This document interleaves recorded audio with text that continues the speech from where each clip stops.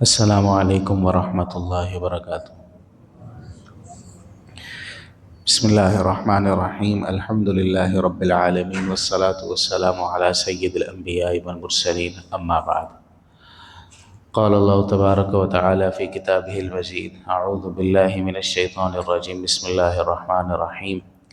وَإِذْ يَرْفَعُ إِبْرَاهِيمُ الْقَوَاعِدَ مِنَ الْبَيْتِ وَإِسْمَاعِيلُ رَبَّنَا تَقَبَّلْ مِنَّا إِنَّكَ أَنْتَ السَّمِيعُ الْعَلِيمُ ربنا وجعلنا مسلمين لك ومن ذريتنا أمة مسلمة لك وأرنا مناسكنا وتب علينا إنك أنت التواب الرحيم۔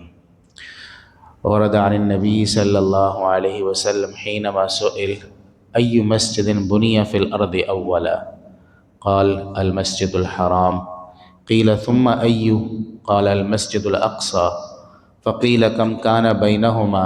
قال 40 سنة أو كما قال عليه الصلاة والسلام۔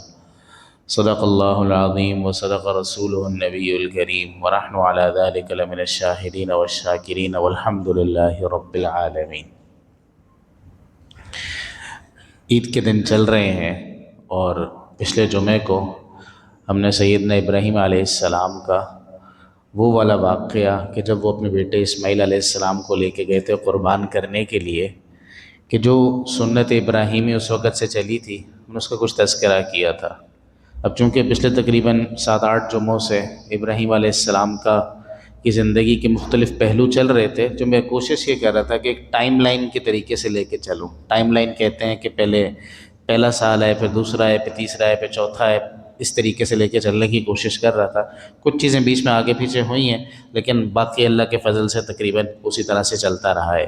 اور اللہ کی شان کہ جب عید کا دن آیا تو اس وقت تک وہ قربانی کا واقعہ بھی آ چکا تھا۔ تو سیدنا ابراہیم علیہ السلام چونکہ بہت ساری قربانیوں سے گزرے تھے، جامع سے اعتبار سے کہ سارے بڑے مذاہب جو تھے آپ صلی اللہ علیہ وسلم کے زمانے کے، چاہے وہ مشرکین ہوں، چاہے وہ یہودی ہوں، چاہے وہ عیسائی ہوں، نصارہ جنہیں ہم کہتے ہیں، یہ سارے کے سارے ابراہیم علیہ السلام کو اپنا پیشوا مانتے تھے۔ سارے کہتے تھے ابراہیم علیہ السلام ہمارے بڑے ہیں۔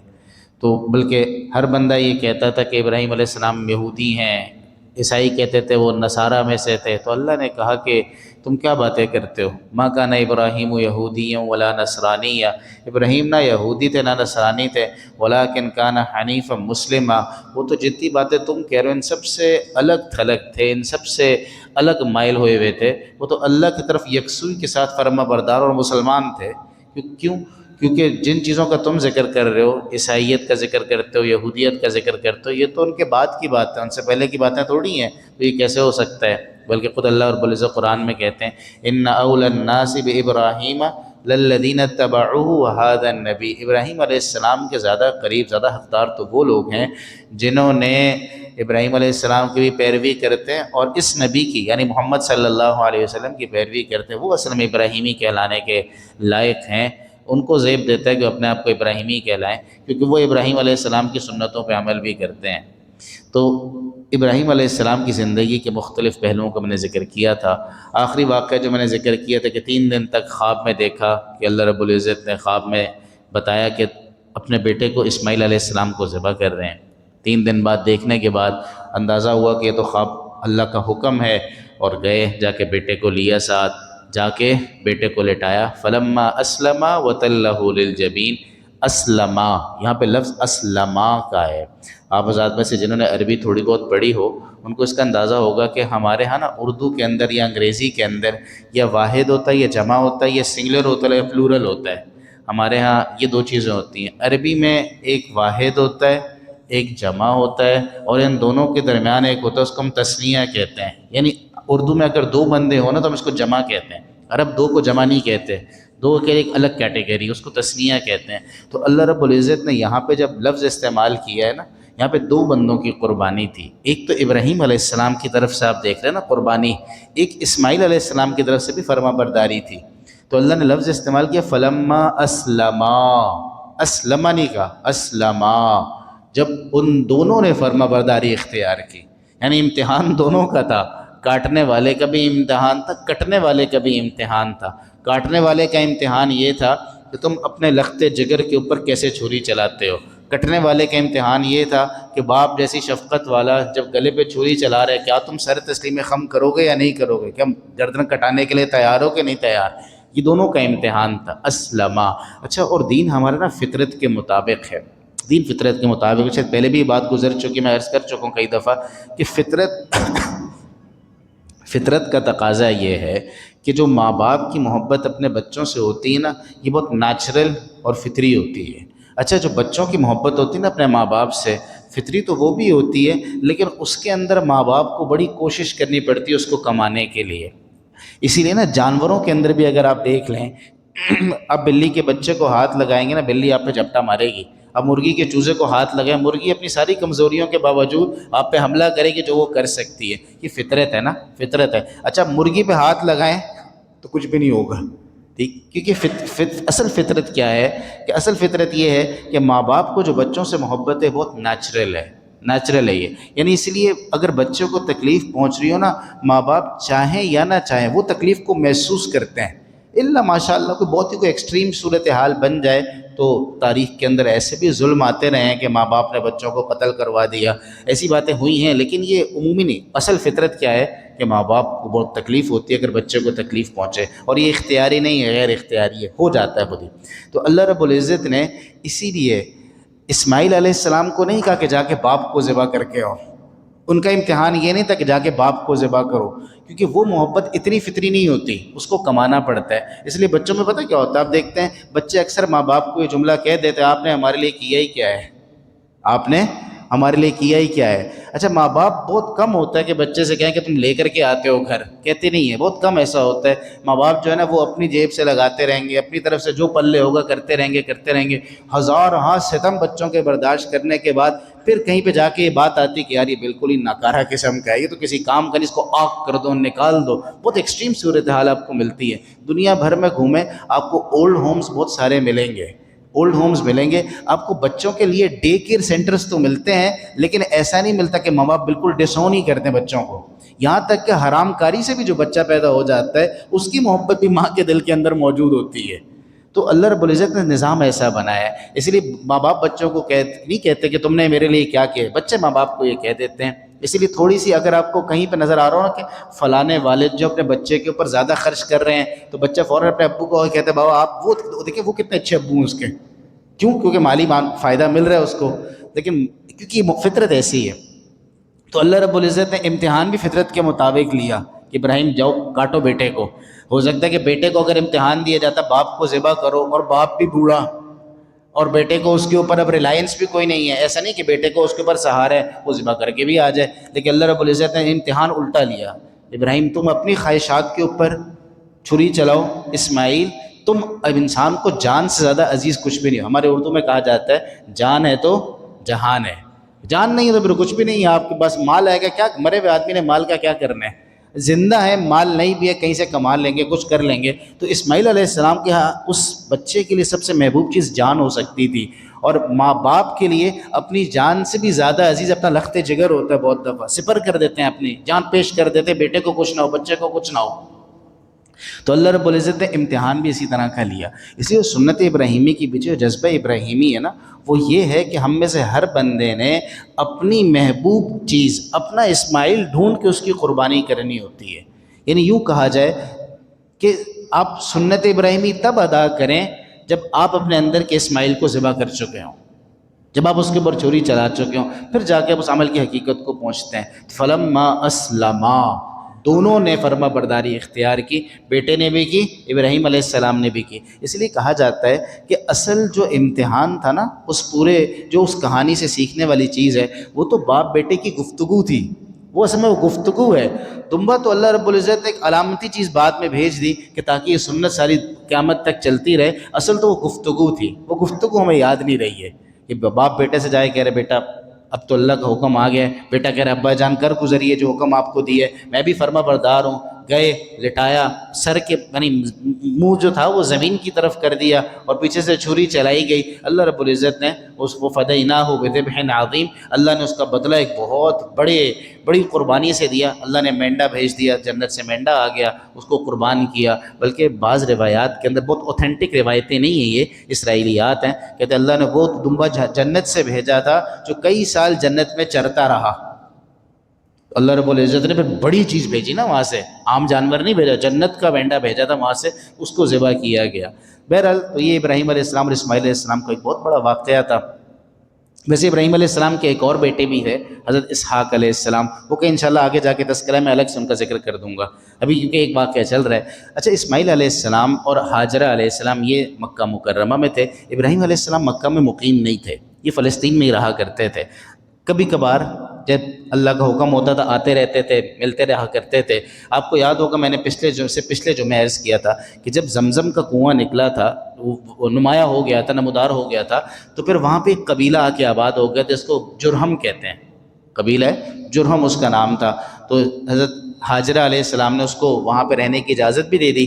جب وہ ساتھ رہ رہے تھے تو ساتھ رہتے ہوئے انہوں نے کہا کہ پانی پہ تمہارا حق نہیں ہے لیکن تم رہ سکتے ہو ساتھ. اب انسان معاشرت کے علاوہ نہیں چل سکتا. انسان ایک ہمارے یہاں کہا جاتا ہے ایک معاشرتی حیوان ہے. انسان کو معاشرتی حیوان کہا جاتا ہے, سوشل اینیمل, کہ یہ لوگوں کے ساتھ رہتا ہے, تنہائی میں گزارا نہیں کر سکتا.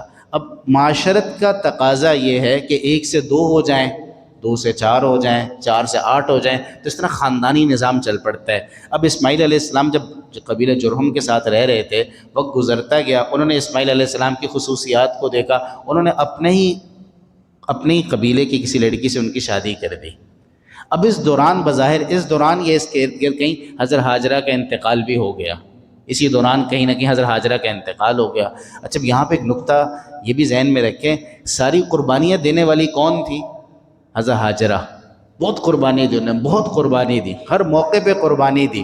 یہاں پہ اسی لیے یہ کہا جاتا ہے کہ جب میاں اور بیوی, عورت اور مرد دونوں کا مشن اور ویژن ایک ہو جائے نا, تو پھر بچوں کے اوپر بڑا مثبت اثر پڑتا ہے. یعنی اسماعیل علیہ السلام کے اندر جو جذبہ پیدا ہوا کہ آپ میری گردن کاٹ لیں, اللہ کے حکم کے آگے میں اپنی گردن کٹانے کے لیے تیار ہوں, کیا میں اور آپ اپنے بیٹے کو کہیں وہ تیار ہو گئے؟ اول تو ہم ہی تیار نہیں ہوں گے, ہم تیار ہو جائے تو وہ تیار نہیں ہو سکتا. کیوں؟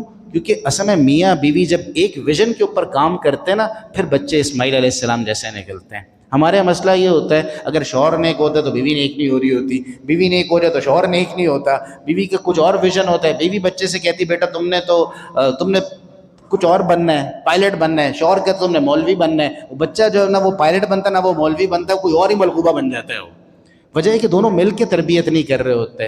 ہم نے تربیتوں کو بھی نا ایسے چھوڑ دیا کہ بس تربیت کرنا تو عورت کا کام ہے, مرد کا تربیت سے لینا دینا ہی کوئی نہیں ہے. دونوں کا اپنا اپنا حصہ ہے, اپنا اپنا رول ہے. اسی دونوں مل کے اگر قربانی کرنے کے لیے تیار ہو جاتے ہیں نا, پھر اللہ رب العزت اولاد کے اوپر مثبت اثرات ڈالتے ہیں. اس لیے آپ بھی جب گھر جائیں نا, آج اگر اپنی بیگم سے جا کے پوچھیں کہ تم کیا چاہتی ہو, یہ جو ہمارا بیٹا یہ کیسا ہو, تم کیا چاہتی ہو, میں کیا چاہتا ہوں, پھر ہم دونوں مل کے اس کے بارے میں سوچتے ہیں. آج سے سوچنا شروع کرتے ہیں ہم اس کو بڑے ہو کے کیا بننا, کیا چاہتے ہیں, کیا بنے. یہ بچوں کے شوق تھوڑی دیکھے جاتے ہیں صرف بچپن میں. بچے کے شوق کیا ہوتے ہیں؟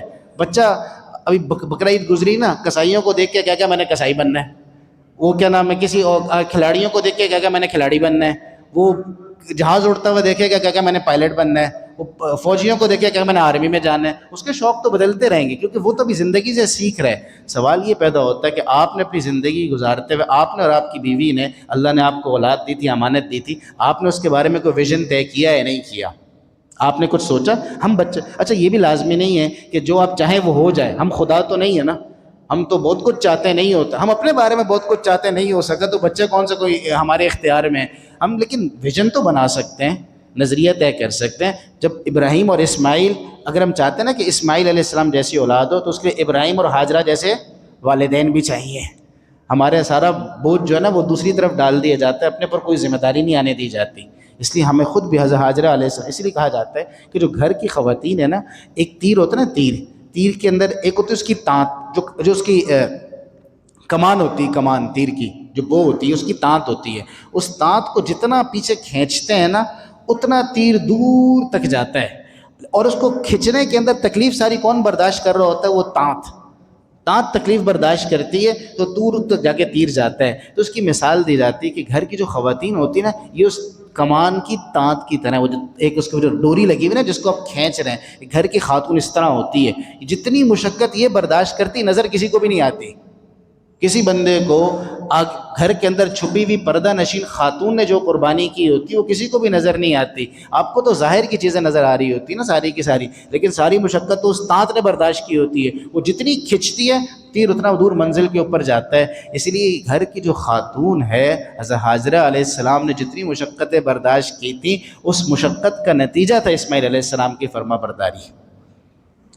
اس سے بہت ضروری ہے. یہ جو میں باتیں کر رہا ہوں نا, میں خیالی باتیں نہیں کر رہا, یہ واقعی مجھے بھی اپنے اوپر. اچھا بہت دفعہ میں بات آپ سے کرتا ہوں نا, اس کے بعد میں خود اپنے بارے میں بھی سوچتا ہوں, میں خود بھی اس پہ پورا نہیں اتر رہا ہوتا, پھر میں خود بھی سوچتا ہوں کہ انشاءاللہ میں بھی اس کے اوپر عمل کرنے کی کوشش کروں گا. تو مجھے آپ کو اپنا, اگر ہم چاہتے ہیں کہ بچوں کے اندر اسماعیل علیہ السلام والی فرما برداری آئے تو یہ ساری مشقتیں برداشت کرنی پڑیں گی. اور اگلی بات, اسماعیل علیہ السلام کی زندگی کی کامیابیاں حضرت حاجرہ نے دیکھی نہیں, پہلے ہی انتقال ہو گیا.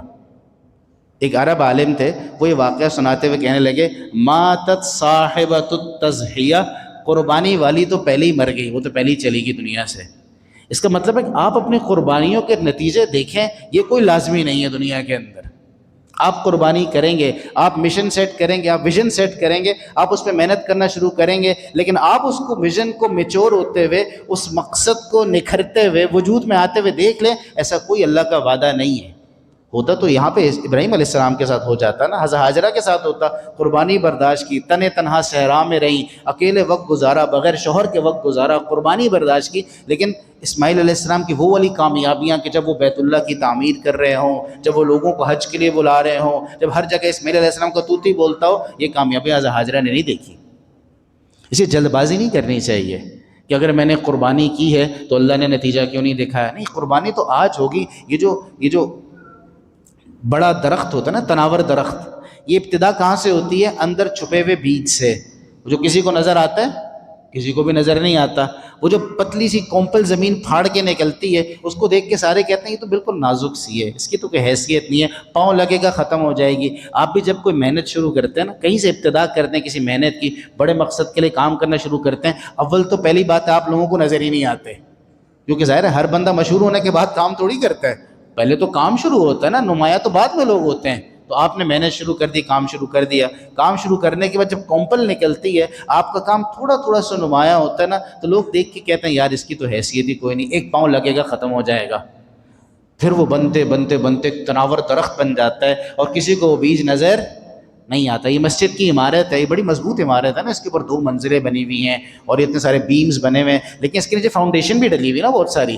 وہ جو سریا نیچے ڈلا ہوگا, وہ جو سارا کا سارا مٹیریل نیچے ڈلا ہوگا, وہ تو مجھے آپ کو نظر نہیں آ رہا. کتنی خوبصورت مسجد تو نظر آ رہی ہے, لیکن وہ جو بنیادیں ڈالنے والے لوگ کہاں تھے؟ اسے جلبہ. حضرت حاجرہ علیہ السلام کی زندگی سے آپ کو سمجھ میں آتا ہے کہ لازمی نہیں کہ قربانی کرنے والے اپنی آنکھوں سے اس کا نتیجہ دیکھیں. اتنی گارنٹی ہے قربانی کرنے والے اس کا ثواب ضرور پائیں گے, یہ تو گارنٹی ہے, یہ تو اللہ تعالیٰ کی طرف سے طے ہے. لیکن قربانی کرنے والے اپنی آنکھوں سے نتیجہ دیکھیں, یہ کوئی ضروری نہیں ہے. تو حاجرہ علیہ السلام نے قربانی کی, لیکن اسماعیل علیہ السلام کی ساری کامیابیاں اپنی آنکھوں سے نہیں دیکھ سکیں. خیر, اس کے بعد اسماعیل علیہ السلام کی شادی ہو گئی اور زندگی گزر رہی تھی. میں نے کہا معاشرتی حیوان ہے, معاشرہ بنتا ہے, خاندان بنتے ہیں, تنہا رہنا یہ فطرت کا تقاضا نہیں ہے. اس لیے جو شادیاں بہت لیٹ کی جاتی ہیں یہ غیر فطری طریقہ ہے, یہ فطرت کا تقاضا نہیں ہے. وقت پہ کرنی چاہیے, خاندان کو بڑھانا چاہیے. اور یہ شادی کا شوق ہونا, خاندان کے اپنے مقاصد ہوتے ہیں. خیر بہرحال الگ موضوع ہے. تو اب اسماعیل علیہ السلام کی شادی ہوئی تو ایک دن ابراہیم علیہ السلام ان سے ملنے کے لیے آئے. تو ان کی جو بیوی تھی, اسماعیل علیہ السلام باہر شکار کے لیے یا کسی کام کے لیے باہر گئے ہوئے تھے. جب ابراہیم علیہ السلام تشریف لائے تو سیدھا ان کے گھر پہ گئے, جا کے ان کی بیگم سے ملاقات ہوئی, یعنی اپنی بہو سے, لیکن وہ پہچانتی نہیں تھی ابراہیم علیہ السلام کو. تو ابراہیم علیہ السلام نے پوچھا اچھا کیا حال چال ہے؟ تو اسماعیل تمہارے شوہر کہاں پر ہیں؟ وہ باہر گئے ہوئے ہیں, کام سے گئے ہوئے ہیں, بظاہر شکار کے لیے گئے ہوں گے, کوئی رزق وغیرہ کی ترتیب کرنے کے لیے گئے ہوں گے. تو ان کا تو تمہارا گزر بسر کیسا ہے, گھر کے حالات کیسے چل رہے ہیں؟ کہ بڑی تنگ دستی ہے, کچھ کھانے کو نہیں ملتا, کچھ پینے کو نہیں ملتا, اور بڑے نا سخت جملے وہاں پہ کہے کہ بڑے برے ہی حالات ہیں, بس نہ ہی پوچھیں. تو ابراہیم علیہ السلام نے کہا کہ اچھا اسماعیل جب آئیں گے نا ان کو میرا پیغام دینا کہ ان سے کہنا اس طرح تھے, وہ کہہ رہے تھے کہ اپنے گھر کی چوکھٹ بدل لو, اپنے گھر کی چوکھٹ بدل لو, بس یہ پیغام دے دینا ان کو. ابراہیم علیہ السلام چلے گئے یہ کہہ کے. جب اسماعیل علیہ السلام واپس تشریف لے کر آئے، اب اصل میں نا اب آپ یہ سوچ رہے ہوں گے بھئی ابا ملنے کے لیے، بیٹا آیا کیوں نہیں ملنے کے لیے؟ بات یہ نہیں، اس زمانے میں لوگ اگر نکلتے تھے تو ایسا تھوڑی ہوتا تھا کہ ابھی گئے اور آپ نے ابھی فون کیا اور وہ 1 منٹ میں گاڑی پہ بیٹھ کے واپس آ جائیں. نکلے ہوں گے شکار کے لیے، کتنا دور گئے ہوں گے، کیا پتہ دن لگ جاتے ہوں، 2 دن لگ جاتے ہیں شکار کرنے میں، واللہ عالم کیا صورتحال ہوگی اس زمانے میں. تو ابراہیم علیہ السلام چلے گئے. جب اسماعیل علیہ السلام واپس تشریف لائے، گھر آئے، تو بیوی نے بتایا کہ اس طرح ایک بزرگ صاحب آئے تھے اور وہ اس طرح کہہ کے گئے تھے کہ اپنے گھر کی چوکھٹ بدل لو. تو ان کے وہ جو آئے تھے نا وہ میرے والد تھے، اور مجھے وہ کہہ کے گئے کہ بھی تمہارے ساتھ میرا گزارا نہیں ہے، لہٰذا میں تمہیں طلاق دے دوں. مجھے یہ کہہ کے گئے، مجھے یہ اشارہ کر کے گئے. اصل میں یہاں پہ ایک بات یہ ہے کہ اگر مرد جو نا مرد بڑا کام کرنا چاہتا ہے، بڑا کام کرنا چاہتا ہے اور اس کے بڑے مقاصد ہیں، وہ اس وقت تک نہیں کر پائے گا جب تک اس کے گھر کا ادارہ مضبوط نہیں ہوگا. اور گھر کا ادارہ تب تک مضبوط نہیں ہوگا جب میاں اور بیوی دونوں مشقت برداشت کرنے کے لیے تیار نہ ہو جائیں. اگر دونوں مشقت برداشت کرنے کے لیے تیار ہو گئے، پھر وہ گھر کا ادارہ اتنا مضبوط ہوتا ہے کہ بندہ بڑے بڑے کام کر سکتا ہے. یعنی عورت بھی قربانی دینے کے لیے تیار ہو جائے، مرد بھی قربانی دینے کے لیے تیار ہو جائے. اب یہاں پہ جب ابراہیم علیہ السلام آئے اور انہوں نے ان کی بیوی سے پوچھا کیا حالات ہیں، حالات تو مشقت والے تھے. اب وہ مشقت کے اوپر اگر شکوے شکایتیں شروع ہو گئیں تو ابراہیم علیہ السلام کو محسوس ہو گیا کہ یہ کیسے چل سکتے ہیں، اسماعیل نے تو بڑے بڑے کام کرنے ہیں، وہ کیسے ساتھ چلے گا. تو انہوں نے پہلے سے مشورہ دے دیا کہ ابراہیم اسماعیل کو کہتے نا گھر کی چوکھٹ بدل لے. تو اسماعیل علیہ السلام نے والد کی بات مانی اور بیوی کو طلاق دے دی. وہ گھر ان کا ختم ہو گیا. پھر اسماعیل علیہ السلام نے دوبارہ شادی کی، دوبارہ ایک گھر بس آیا. اس لیے اگر ایک شادی ختم ہو جائے اس کا مطلب زندگی ختم ہونا نہیں ہوتا. غلط فیصلے زندگی میں ہر کسی سے ہو سکتے ہیں، لڑکے والوں سے بھی ہو سکتے ہیں، لڑکی والوں سے بھی ہو سکتے ہیں، لیکن گھر ختم بھی ہو جاتے ہیں. اچھا، اور گھر ختم ہونے کے نتیجے میں مطلب یہ نہیں ہوتا کہ یہ لڑکا برا ہے یا لڑکی بری ہے، لڑکا بھی اچھا ہے، لڑکی بھی اچھی ہے، گھر پھر بھی ختم ہو سکتا ہے. یہ کوئی ضروری نہیں ہے. کیا قرآن میں آپ نے واقعہ نہیں پڑھا حضرت زید رضی اللہ عنہ کا اور حضرت زینب رضی اللہ عنہ کو، جو ام المومنین بنی بعد میں، دونوں کی جدائی ہوگی کہ نہیں ہوگی، طلاق ہوگی. اللہ قرآن میں کہنے فلما قضا زید منا وطرا، جب زید نے اپنی حاجت اس سے پوری کر لی. اب حضرت زید برے تھے، حضرت زینب ام المؤمنین حضرت زینب رضی اللہ عنہ بری تھی؟ دونوں اچھے تھے، دونوں نیک تھے، دونوں اللہ تعالیٰ کے نیک لوگ تھے، لیکن گھر نہیں چل سکا. اس لیے مولوی ساجد رحمۃ اللہ علیہ، مفتی مسجد رحمۃ اللہ علیہ اکثر ہی فرمایا کرتے تھے ہم نا بہت افراط و تفرید کا شکار ہیں. ہم جب کہیں اختلاف ہوتا ہے تو اگلے بندے کو فرعون سے کم کسی درجے کے اوپر چھوڑنے پہ راضی نہیں ہوتے. جب کہیں اختلاف ہو جائے میرا مخالف تو بہت ہی برا ہے. نہیں، اعتدال، دوستی میں بھی اعتدال ہونا چاہیے. جب آپ کو کوئی پسند آ جائے تو آپ اس کو عرش معلیٰ سے نیچے نہیں چھوڑتے کہیں. جب آپ کو کوئی برا لگ جائے آپ فرعون سے نیچے کوئی درجہ نہیں دیتے. نہیں، دوستی میں بھی اعتدال ہونا چاہیے، دشمنی میں بھی اعتدال ہونا چاہیے.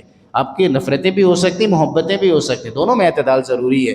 تو اس لیے یہ کوئی ضروری بات نہیں ہے. حضرت اسماعیل علیہ السلام کی زندگی ایک گھر ختم ہو گیا، اللہ نے کیا دوبارہ شادی کی انہوں نے. ابراہیم علیہ السلام دوبارہ تشریف لے کر آئے. جب دوبارہ تشریف لے کر آئے آ کے اسی طرح پھر اسماعیل علیہ السلام اللہ کی شان کہیں باہر تھے تو آ کے گھر میں آ کے بیٹھے اور اس خاتون سے جو ان کی بہو تھی اصل میں، اس سے پوچھا کہ کیا حالات چل رہا. الحمدللہ اللہ کا بڑا شکر ہے، کھانے کو بھی ملتا ہے، اللہ کھلاتے ہیں، گوشت بھی کھلاتے ہیں اللہ تعالیٰ، پانی بھی ملتا ہے پینے کے لیے، اللہ نے بہت آسانی کی ہوئی ہے، بڑے خوش. تو ابراہیم علیہ السلام اچھا جب اسماعیل واپس آئے نا ان کو میرا پیغام دینا کہ بیٹا اپنی چوکھٹ کو مضبوطی سے پکڑے رکھو.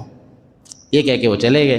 تو اسماعیل علیہ السلام جب واپس تشریف لے کر آئے تو بیگم نے ساری بات بتائی، کہا کہ وہ اس طرح ایک بزرگ صاحب آئے تھے اور وہ اس طرح مجھ سے یہ بات پوچھی اور یہ بات انہوں نے کہی، اور آخر میں کہہ کہ اسماعیل کو کہہ دینا کہ اپنی چوکھٹ کو مضبوطی سے پکڑے رکھو. تو اسماعیل علیہ السلام نے کہا دیکھو وہ میرے والد تھے اور مجھے کہہ میں تمہیں مضبوطی سے پکڑ کے رکھوں، تمہیں چھوڑوں نہیں. اچھا، اس میں کچھ نا باریک نقطے بھی ہیں. ایک بات تو یہاں پہ ایک بات رہے گی کہ جس وقت ابراہیم علیہ السلام نے اس خاتون سے اپنی بہو سے بات کی تو وہاں پہ انہوں نے برکت کی دعا بھی کی، مکہ کے لیے برکت کی دعا بھی کی. وہ برکت کی دعا آج بھی نظر آتی ہے. ظاہر ہے پورا مکہ جو ہے وہ سارا کا سارا برکت سے بھرا ہوا ہے. کھانے کی چیزیں بھی بہت وافر ہیں، پینے کی چیزیں بھی بہت وافر ہیں، سب لوگ نہ کوئی بھوکا رہتا ہے وہاں پہ نہ کوئی پیاسا رہتا ہے. تو بہرحال وہ تو ایک الگ بات ہے. لیکن اسماعیل علیہ السلام نے اپنی بیوی کی جو مثبت باتیں تھیں وہ فوراً اس کو بتا دی. دیکھو میرے ابو کہہ کے تمہیں میں مضبوطی سے پکڑ کے رکھوں. اس کا مطلب ہے اگر آپ کو بیوی کے اندر کوئی مثبت چیز پتہ لگتی ہے تو اس کا اس کے سامنے اظہار کرنے میں کوئی حرج نہیں ہے. ہمارے بڑا مسئلہ ہے کہ بیوی کی تعریف نہیں کر سکتے نا کسی چیز میں. خدا نخواستہ منہ سے اگر تعریف نکل گئی تو ہماری کی شان میں کمی نہ ہو جائے. نہیں، اسماعیل علیہ السلام تعریف کر رہے ہیں نا، بتا رہے ہیں کہ دیکھو میرے ابو نے کہہ کے گئے کہ تمہیں میں تمہارا خیال رکھوں، تمہیں نہیں چھوڑنا، تم بہت اچھی ہو. یعنی اب میں اپنے الفاظ میں خود اس کی تعبیر کرتا جا رہا ہوں. تو اس لیے بیوی کی تعریف، اگر آپ اس کے اندر کوئی مثبت چیز دیکھتے ہیں، ہر کسی کے اندر ہوتی ہیں، آپ کے اندر بھی ساری مثبت چیزیں تو نہیں، آپ پہ کتنی منفی چیزیں ہیں، تو کسی میں ہر کسی میں منفی بھی ہوتی ہیں. ہر بندہ برا نہیں ہوتا، ہر بندہ بہت اچھا نہیں ہوتا، ہر بندہ اچھا بھی ہوتا ہے برا بھی ہوتا ہے.